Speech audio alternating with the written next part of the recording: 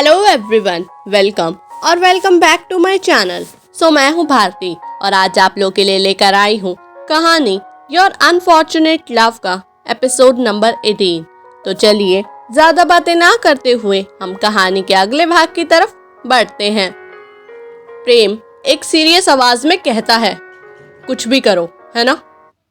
प्रेम की बात सुनकर रायमा कहती है, हाँ कुछ भी। रायमा की बात सुनकर प्रेम उसे जवाब देते हुए कहता है, ठीक है, तुमने जो मांगा है तुम्हें वो मिलेगा, जरूर मिलेगा।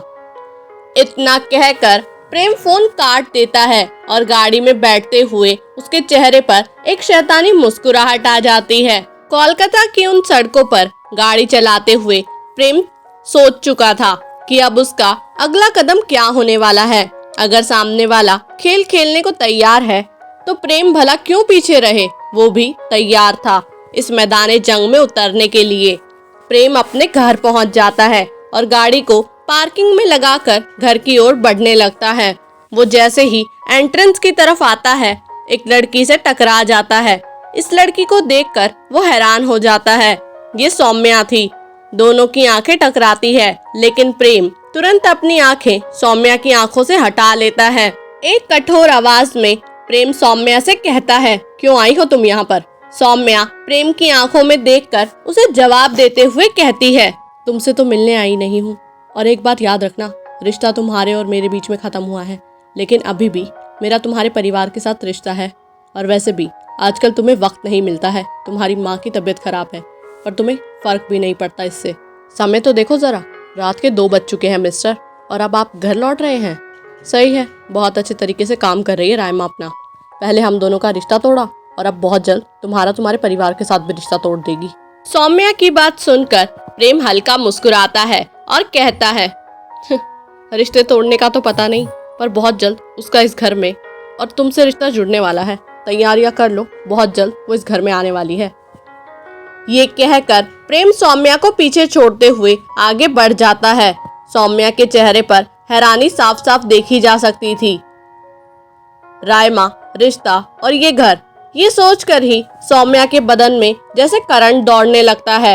वो प्रेम को जाते हुए देखकर पीछे से कहती है, कुछ रिश्ते ऐसे भी होते हैं जिन्हें जोड़ने के बाद दुनिया के सारे रिश्ते खत्म हो जाते हैं। कहीं ऐसा ना हो कि रायमा का एक घर में आना और इस घर की किस्मत और तुम्हारे रिश्ते बदल जाएं।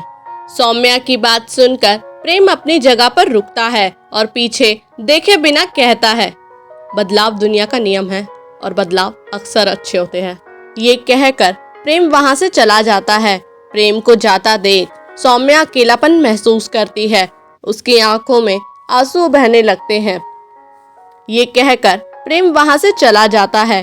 प्रेम को आगे जाता देख सौम्या अकेलापन महसूस करती है। उसकी आंखों से आंसू बहने लगते हैं, जिन आंसुओं को सौम्या ने न जाने कब से शांत रखा था। एक धीमी आवाज में वो अपने आप से ही कहती है, हाँ सच है, ये बदलाव इस दुनिया का नियम है और अक्सर बदलाव अच्छे होते हैं, पर ये दुनिया प्यार और नफरत, दुनिया के बदलाव ना ही कभी अच्छे थे और ना ही कभी हो सकते हैं। बचपन से आदत रही है तुम्हारी हर खेल को जीतने की, कहीं इस खेल को जीतने के चक्कर में सबकी जिंदगी बर्बाद मत कर देना।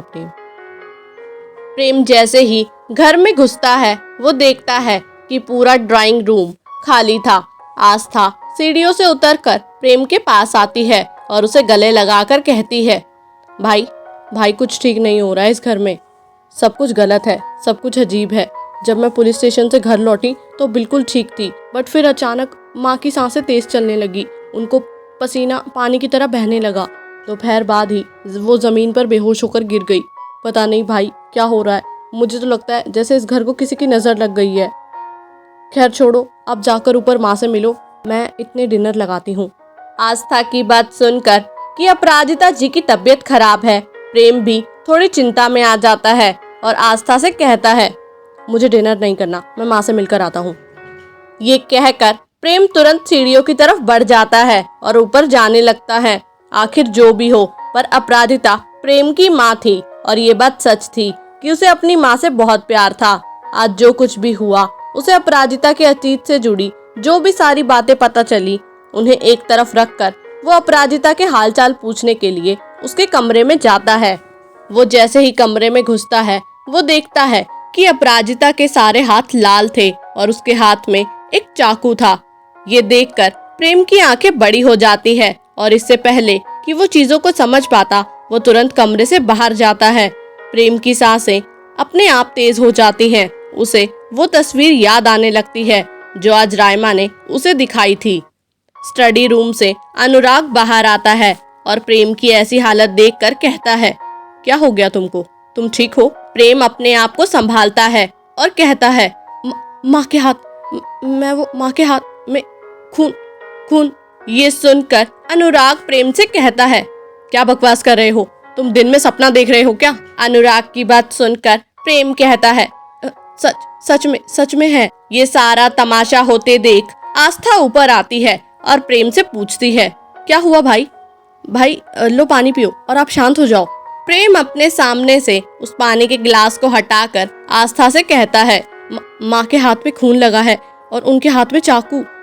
मैंने खुद कमरे में देखा था आस्था, विश्वास करो मेरा। अंदर जाके तुम देखो।